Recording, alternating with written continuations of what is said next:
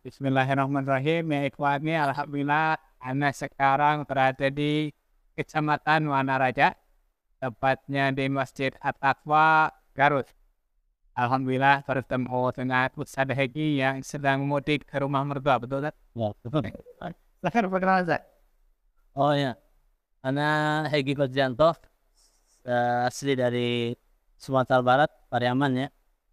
Eh, Kuk, Riwayat belajar, Ustaz. belajar, belajar dulu sekolah SMP SMA di Bekasi, Mahat Bariyah. Kemudian lanjut di Utsman bin Affan, menghafal Quran selama 2 tahun kurang lebih. Kemudian lanjut di Arayah, ya. Kemudian selama 3 tahun kurang lebih ya, rumah perjalanan. Kemudian baru setelah itu Lipia 2 bulan baru terima di Sudan. Akhirnya kita lanjut ke Sudan, ambil S1 dan S2 di Sudan, jurusan Ulumul Quran dan Tafsir gitu. Dan baru selesai 2019, kemudian pulang ke Indonesia. Dan sekarang kegiatan di Sekarang aktivitas dosen ya di Sekolah Tinggi Ilmu Quran Zat Cianjur, dan juga punya program qiraat online, dan alhamdulillah Ana sudah pernah ambil qiraat 10 ya, qiraat sughra, dan sekarang sudah buat program online yaitu pengambilan sanad qiraat ulama di namanya Baitul Furu' Indonesia. Oke, dari awal mulai dapat sanad di mana, Ustaz? Dapat sanad pertama kali yaitu ketika di Arayah ya. Alhamdulillah kita anak pernah ngambil 7 qiraat sama Syekh Salim Musajibo yang dari Nigeria seperti itu. Itu caranya gimana bisa dapat 7 qiraat, sanad 7 qiraat? Caranya ya pertama waktu itu karena ada rohbah ya, keinginan yang kuat untuk mempelajari qiraat, dan alhamdulillah Anas sebelum masuk Arayah sudah hafal 30 juz seperti itu, dan bersama teman-teman yang udah hafal 30 juz akhirnya kita sepakat untuk ngambil qiraat dengan Syekh gitu. Akhirnya Syekh bilang ya udah silahkan. Akhirnya kita ngambil qiraat sama Syekh Saleh ya, dan alhamdulillah jadi ketika itu pengambilannya itu adalah bacaan ya, cara baca, dan alhamdulillah selesai 7 qiraat sama Syekh Saleh. Kalau ada ikhwan yang belum tahu sebenarnya sanad Al-Quran itu apa? Sanad Al-Quran sanad itu silsilatul rijal ya. Dia ada namanya sanad, ada ijazah seperti itu. Kalau sanad itu berarti silsilatul rijal. Jadi misalnya kalau Anda ngambil qiraat Asim atau riwayat Hafs, berarti nama Anda nanti akan bersambung dengan Syekh, kemudian Syekh bersambung dengan Syekh lagi sampai tabi'in, kemudian sampai sahabat Nabi, sampai Rasulullah. Nah itu silsilah itu disebut dengan sanad.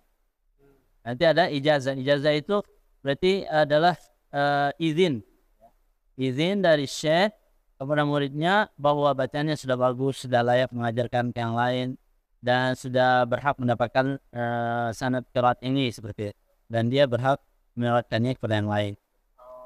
Ya, jadi bacanya sudah sesuai standar tajwid lah, atau standar sanad qiraat. Apakah harus menghafal Syaratnya ya.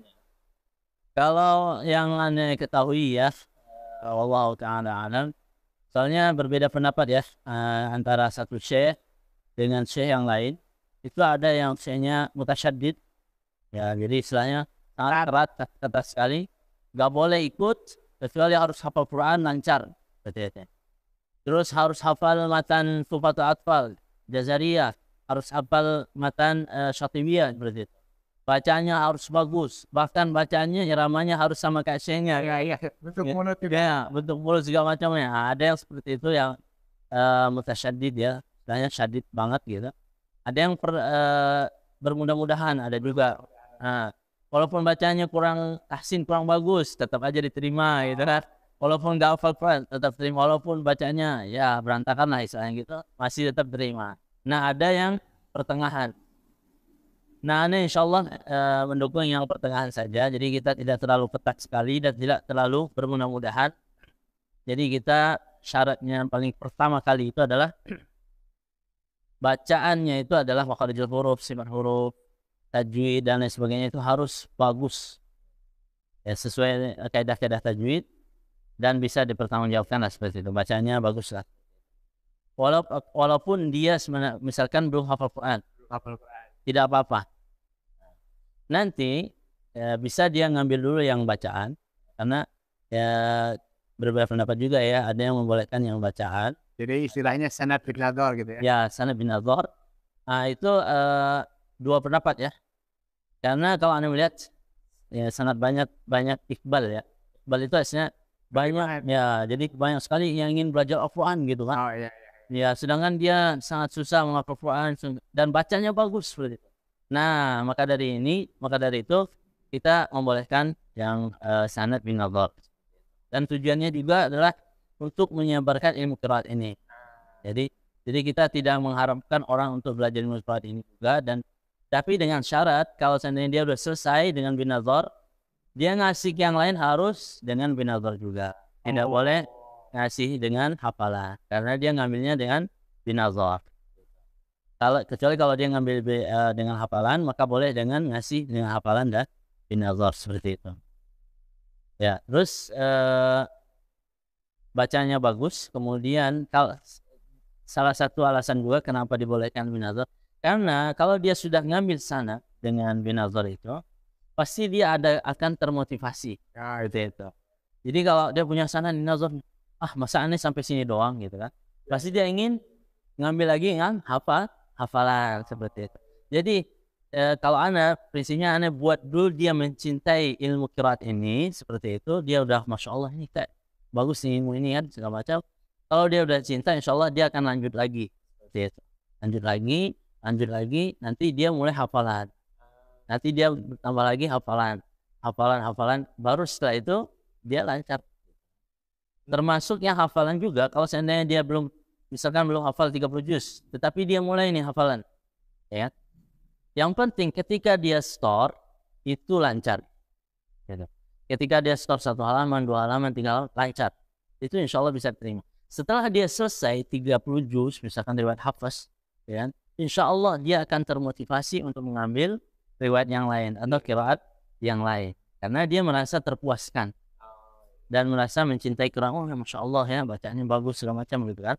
Nah itu, jadi kita tidak membuat orang lari ya dari qiraat ini, dan juga tidak terlalu bermudah-mudahan gitu kan. Istilahnya kita menyebarkan ilmu ini di mana-mana. Makanya salah satu syarat juga, setelah dia dapat sanad, dia wajib memberikan ke yang lain minimal 2 orang. Masya Allah. Itu syarat dari Jadi setiap murid yang selesai sama Hana harus bilang kayak gitu sama dia. Harus antum kasih lagi ke orang lain minimal 2 orang. Itu syarat dari Ya kan tujuannya tadi kan menyebarkan qiraat. Terserah antum mau teknisnya gimana, mau ngasihnya gimana, terserah. Yang penting sanad ini jangan berhenti sama antum, gitu kan. Harus dikasih ke yang lain. Karena ada sebagian syekh itu yang dia pelit gitu kan. Pelit ngasih sana, akhirnya dia meninggal dunia, nggak punya penerus dia gitu kan, untuk sanad dia cuma 1 orang misalkan. Nah, dan ada juga yang ngasih sanad tapi dia melarang muridnya jangan turunin dulu. Ada juga yang ya gitu. Ada juga yang gitu. Nah justru malah menyuruh. Oh iya. Iya gitu. Kalau malah menyuruh. Jadi sanad yang sampai ke dia itu tidak berhenti sama dia aja, harus diajarkan ke yang lain lagi seperti itu. Soalnya kan kalau ilmu itu harus disebarkan gitu kan. Ya kita ingin menyebarkan ilmu qiraat ini, karena salah satu cita-citanya mudah-mudahan ya di Indonesia ini kan sudah mulai ya ilmu qiraat itu dikenal. Mudah-mudahan di masjid-masjid kita juga imamnya itu membaca qiraat ini gitu kan. Iya. Nah jadi masyarakat tuh nggak asing lagi gitu. Jadi dia udah, nah makanya mulainya dari situ. Jadi wajibkan 2 itu tujuannya salah satunya itu. Oke, nah itulah. Jadi ikhwah ada perbedaan ternyata ya di antara para masyayikh. Kalau di tahsin, kan Ustaz juga belajar lebih dari 1 guru, beberapa guru ya. Itu ada gak perbedaan, misalnya taknya ini hamasnya banyak atau ini hamasnya sedikit, atau itu semua rata? Oh itu perbedaan juga. Perbedaan juga gimana tuh? Berbeda juga ya. Kalau yang Anda perhatikan ya, tapi perbedaan yang terjadi itu sebenarnya perbedaan tidak apa istilahnya tidak merubah arti, misalkan seperti itu. Terus tidak fatal. Jadi perbedaannya itu terjadi antara yang sahih dan as-sah gitu. Oh. Ya. Menurut dia gitu kan. Iya. Kalau menurut dia as-sah gitu. Iya, iya. Kalau yang ini enggak as-sah ya. Tapi menurut dia as-sah ya. Sama kayak misalkan kalau antum di qalqalah itu kan, qalqalah itu kalau di antum berhenti itu kan misalkan yulad atau yalid.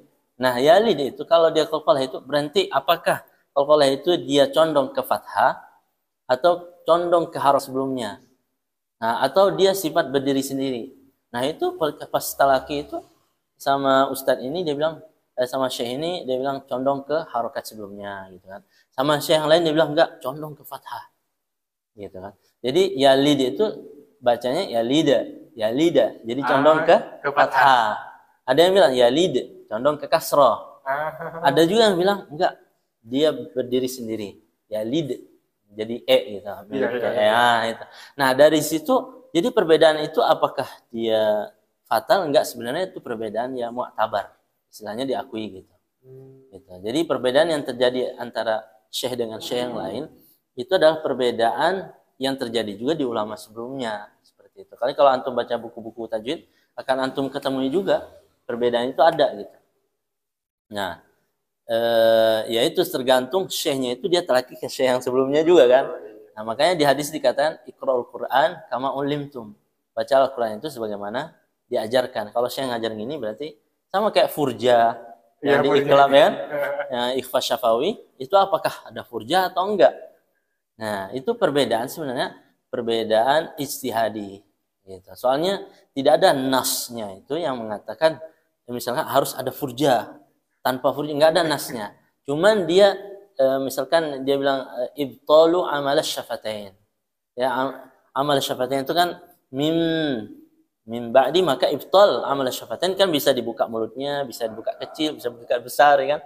Nah, terus yang satu lagi itbaqu syafatain. Itbaq syafatain itu maksudnya apa? Bertemunya bibir atas dan bibir bawah. Itbaq syafatain. Nah, itu dua ibarah itulah yang ada di buku-buku ulama kita yang dulu. Nah, kesimpulannya apa? Yang satu bilang furjah, yang satu bilang ada furjah gitu, nggak ada furjahnya. Makanya perbedaannya sebenarnya itu adalah perbedaan pemahaman yaitu terhadap nasnya itu gitu. Perbedaan terhadap nasnya itu, sedangkan kata-kata furja ini itu tidak ada. Ya, makanya dia tergantung talaki kita sama syekh siapa seperti itu. Termasuk hamas, ya, tabat atau tabat yang hamasnya dikit atau banyak banget, itu termasuk itu juga. Ya, tapi kalau kita melihat ya sebenarnya hamas itu dia kalau dia bersukun dia lebih banyak daripada berharokat seperti itu kesimpulannya. Jadi gitu ya Ikhwah. Jadi sebenarnya simpel aja kalau kita belajar tahsin, ikuti guru yang ada depan kita saja ya gitu. Ya, sebenarnya. Kecuali kalau dia seandainya perbedaannya yang benar-benar fatal. Istilahnya perbedaan antara benar dan salah. Seperti contoh misalkan sod dimonyongkan kalau dia fathah. So. Nah, itu salah. Nah, seharusnya dia enggak dimonyongkan. So aja gitu. So. Ya kan? Nah, itu perbedaan juga. Apakah ada yang ngajarin gitu? Ada. Iya. Ada yang suruh monyong ada. Iya. Tetapi itu salah. Kita bilang salah. Antum cari di buku manapun nggak ada yang bilang itu adalah harus dimonyongkan kalau dia fathah. Gitu. Iya. Nah, jadi perbedaan di tajwid berarti ada dua gitu ya. Ada yang perbedaan yang mu'tabar, istilahnya diakui. Ada perbedaan yang istilahnya antara benar dan salah. Gitu. Makanya harus pinter-pinter milih guru juga sebenarnya. Gitu. Jadi gimana caranya kita milih guru tadi? Kalau milih guru ya minimal cari yang udah punya standar sanadnya gitu kan misalkan. Terus bagus bacaannya, bisa dilihat lah gitu kan ya. Bisa dibandingkan dengan syekh-syekh yang besar seperti Syekh Huswari dan lain sebagainya, bacanya udah bagus atau belum gitu. Nah, kalau mencari bagus silakan diambil. Gitu. Ambil ilmu sama beliau gitu. Sekarang ada banyak yang di online itu sanad bil munawabah. Itu sah tidak? Wallahu alam ya, kalau munawabah itu perbedaan juga sebenarnya, ada sebagian syekh yang membolehkan seperti itu karena dia ketika dia mendengar itu dianggapnya membaca gitu. Ya, sama kayak antum mengambil sanad samai, itu kan biasanya ada yang syekhnya yang baca sendiri, ada yang tolibnya yang baca. Ya. Nah itu makanya sebagian ada yang bilang ya nggak apa-apalah gitu. Sebagian lagi ada yang bilang nggak boleh gitu. Nah ini termasuk yang kurang srek ya kalau yang munawabah itu, karena dia tolib jadi kayak murur aja. Jadi ketika dia ngambil sanad qiraat misalkan, ya jadi dia selesai aja gitu, selesai udah dapat sanad, jadi ilmunya tidak lengket gitu. Oh iya. Ya soalnya kan dia gantian gitu kan, tidak merasakan praktek yang halaman ini, tapi halaman ini dia nggak ngerasain karena dia dilanjutkan sama teman yang satu lagi gitu kan. Nah jadi dia ada yang ketinggalan ilmunya gitu kan, makanya kurang lah, kalau ini kurang setuju ya. Wallahu taala. Kalau saya menemukan di Sudan munawabah atau tanawub gitu? Ada juga. Oh, Ada juga yang munawabah seperti itu. Tapi kalau untuk mudarosah atau murojaah, ya maksudnya nggak pengambilan sanad gitu. Cuman kita ingin belajar qiraat saja, itu aneh dukung. Oh gitu. ya. Ya, kalau kayak gitu aneh dukung. Misalnya nih contoh 5 orang, ayo kita belajar qiraat. Walaupun kita nggak ngambil sanad, tapi kita ingin belajar ilmu qiraat itu gimana sih? Nah, aneh dukung itu. Jadi dia bacakan misalkan qiraat Warsh gitu kan. Nah, antum baca coba. Kenapa antum baca gini? Jadi kayak ada diskusinya, nanti ada usulnya yang dipertanyakan dan lain sebagainya. Nah, itu aneh dukung. Nah, dan itu tidak mungkin selesainya cepat. Soalnya kan saya banyak diskusi, ini gimana bacanya ini. Sedangkan yang munawabah yang sekarang Anda lihat tuh cepat gitu ya. Seminggu udah selesai aja. 2 minggu ya selesai gitu kan. Itu ya kurang ya. Jadi seakan-akan dia kayak murur aja. Murur qiraat itu boleh kita kasih, misalkan selesai dalam seminggu qiraat, bisa nggak sih sebenarnya? Ya, bisa saja bagi orang-orang yang sudah tahu usul qiraat dan dia udah lancar. Ya ngapain lagi kita lama-lama ya kan? Kalau seandainya dia udah lancar. Jadi dia setor sehari 2 juz bisa. Misalkan contoh bahkan 5 juz sehari bisa.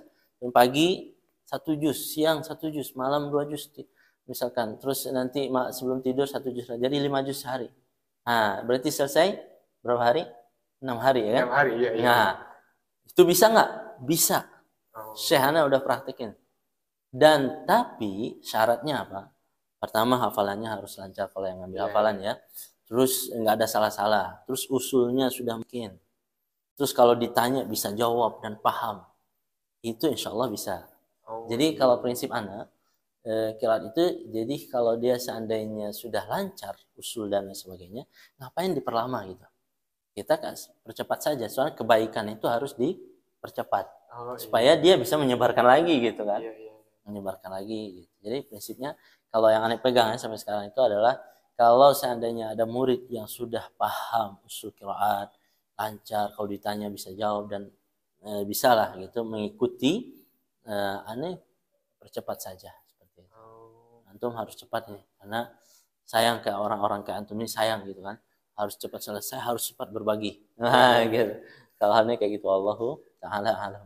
Jadi gitu ya Ikhwah ya. Jadi kalau ditanya ngambil sana tuh cepat atau lambat, berarti tergantung orangnya. Tergantung bisa talib. Cepat bisa. Iya, bisa cepat, lambat juga bisa juga. Iya. Benar. Tergantung talibnya, tergantung syekhnya juga atau ustadznya. Karena kan lihat waktunya juga kan, waktu ustadznya ada enggak, waktu talibnya ada enggak, gitu ya.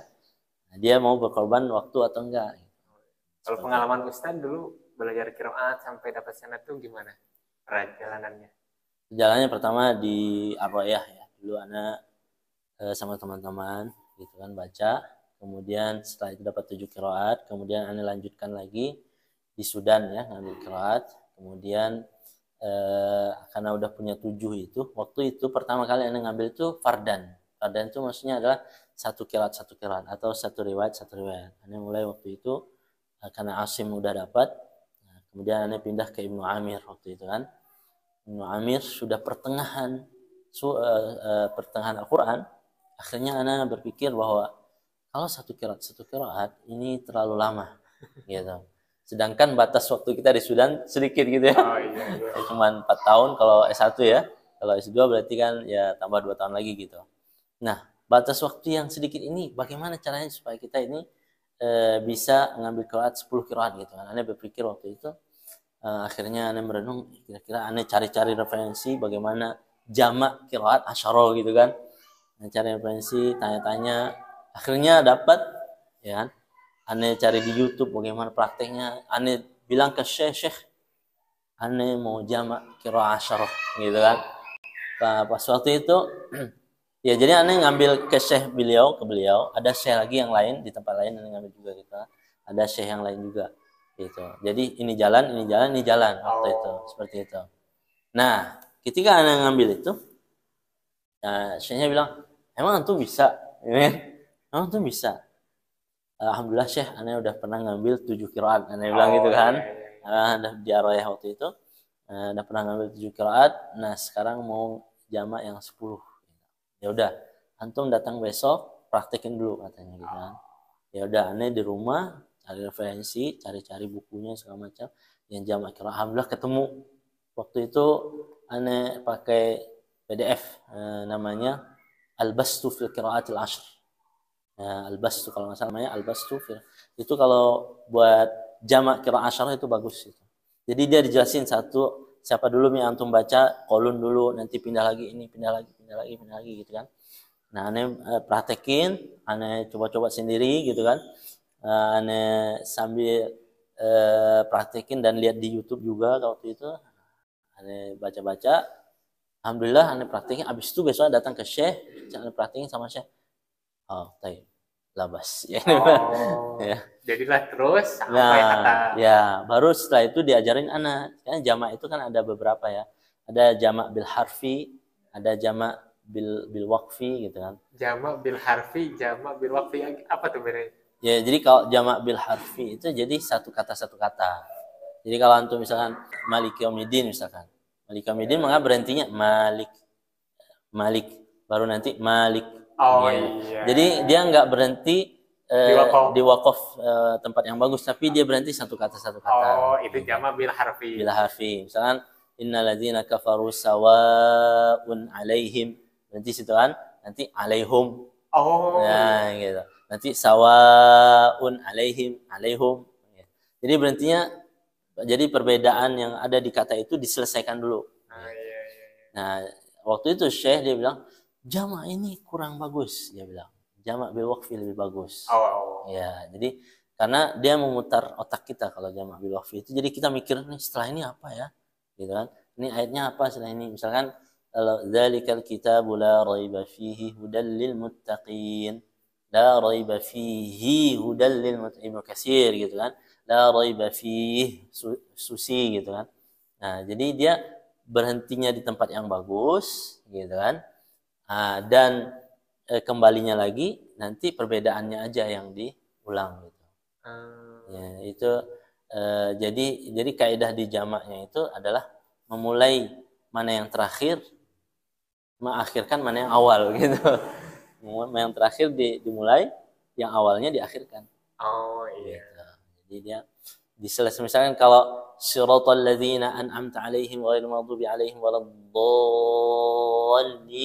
Itu kan shad dulu syaratnya, alaihimnya sukun gitu. Maka diselesaikan dulu yang sukun semua dan diselesaikan dulu yang baca shad semua gitu. Alaihim sama alaihum gitu kan, baru nanti pindah yang ke alaihimu. Nah, diselesaikan dulu yang shad tapi alaihimu. Nah, nanti yang sin baru alaihimu dengan alaihum wes nanti gitu. Jadi itu kayak gitu jamaknya. Oh, berarti jamak bil harfi mah lebih cepat, lebih mudah. Lebih mudah dan lebih cepat, tetapi hasilnya kurang bagus. Oh iya. Kurang bagus maksimal. Jamak bil waqfi. Ya, itu mudah banget kalau yang satu kata itu sangat mudah sekali. Nah, makanya jamak bil waqfi ini disebut juga dengan jam'ul maharah. Gitu. Jam'ul mahir bil Quran. Jadi maksudnya jamak yang menjadikan seseorang setelah selesai jamak ini mahir bil qiraat. Gitu. Jadi dia pintar qiraat. Gitu. Makanya kalau kita ingin mungkin qiraat, maka harus jamak. Gitu. Jadi, karena otak kita berpikir terus kan, oh ini setelah ini apa? Ini qiraat siapa? Karena misalnya contoh, ketika Anda bilang innal ladzina kafaru sawa'un alaihimu itu otak kita sama otak Syekh harus sama. Benar kan? Pas aneh bilang alaihimu, dia di otak dia kolun. Di otak aneh harus kolun juga. Soalnya pas ditanya, siapa antum baca sekarang? Kolun. Padahal di Syekhnya bilang, enggak, Ibnu Katsir ya. Nah, itu enggak sama kan? Nah, itu menjadi masalah itu di situ. Ya, jadi otak kita berpikir nih setelah ini kan urutannya itu harus sesuai dengan urutan yang dibuat oleh Imam Syatibi. Di matan Syatibi ya. Ya, di matan Syatibi. Kolun dulu, ya kan? Pasti kolun dulu semuanya. Kolun nanti kalau ada yang sama berarti ngikut kolun. Kalau nggak ada yang sama baru dibaca. Gitu. Jadi saat kita ingin belajar qiraat, memang harus kita khatam matan Syatibiyah dulu atau boleh langsung? Kalau menurut hemat ana, dia mulai fardan dulu. Jadi gimana sih langkah-langkah ya pengambilan qiraat? Kalau menurut Persiana, Allah Ta'ala alam.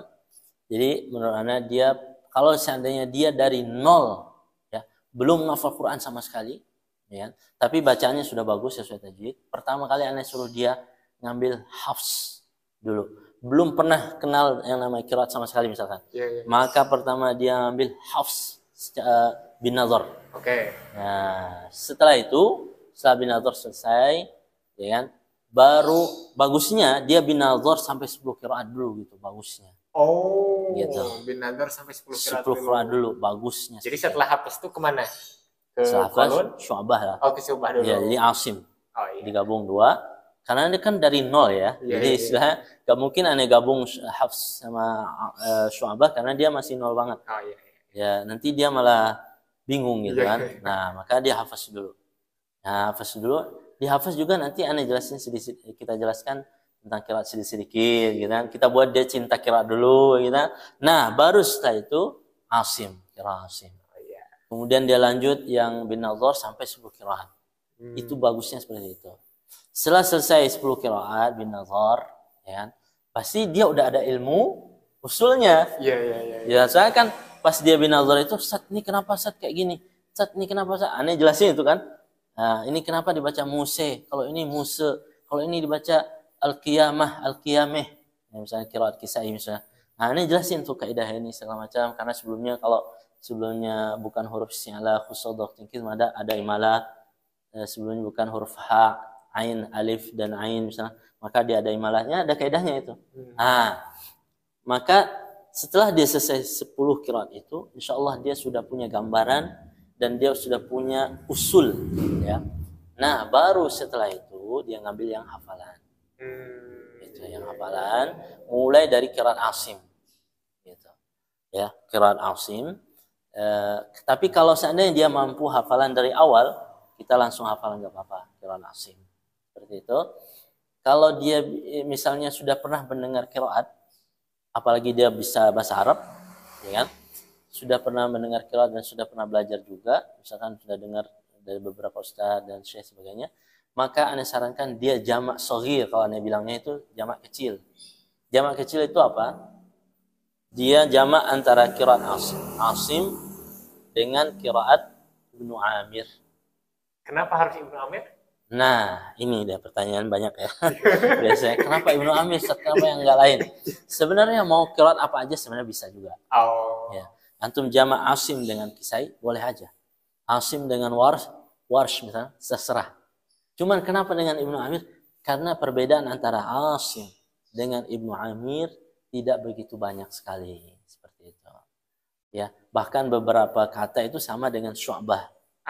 Yaitu yang Ibnu Amirnya. Ya, jadi perbedaannya nggak terlalu banyak. Jadi nggak terlalu capek kita ngulang perbedaannya itu loh. Nah, makanya bisa jadi cepat jadinya gitu kan. Paling perbedaannya nanti di Hisham aja. Riwayat Hisham ada hamzahnya gitu kan. As-samai yang waqaf hamzah itu di hamzah mutatarrifah, hamzah yang di ujung itu ada ya mazhabnya Hisham, itu dia khusus mazhab beliau. Nah, paling itu aja. Selebihnya imalah itu sangat jarang di Ibnu Amir, nggak ada, jarang ya. Terus apa lagi ya rata 4 harokat sama, ya kan? Mad wajib 4 harokat sama, ya kan? Terus apa lagi yang lainnya? Alaihim semua alaihim, nggak ada silah. Asim nggak ada silah juga, ya. Udah, makanya aneh dulu pas di Sudan itu kita pernah diskusi sama Syekh, sama teman-teman juga gitu. Kayaknya ada qiraat yang beberapa kayak sama gitu kan. Ya udah, gimana kalau kita bilang ke Syekh kita jama' Asim sama ini? Ya silahkan, kata Syekh. Ya, akhirnya udah tuh dari situ baru aneh ngambil kesimpulan. Jadi beberapa qiraat itu emang dia tidak terlalu jauh bedanya dengan qiraat yang lain. Nah, makanya dia boleh, dia kalau seandainya bisa mengikuti usulnya dan bisa paham gitu kan, boleh jama' Asim dengan Ibnu Amir gitu.